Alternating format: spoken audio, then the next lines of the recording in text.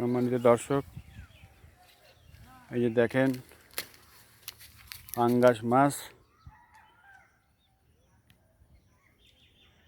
এই যে দেখেন পাঙ্গাস মাছের চাষ করা হয়েছে, বিশাল বড় একটি পুকুর, কালাকচুয়া এই জায়গাটির নাম। এদিকের ম্যাক্সিমাম পুকুরগুলোই সব বড় বড় এবং বেশিরভাগ পুকুরই দেখছি এই পাঙ্গাসের চাষ রয়েছে।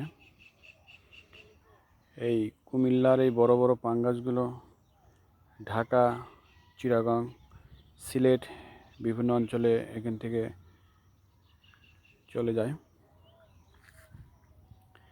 এই যে বিশাল বড় পুকুর।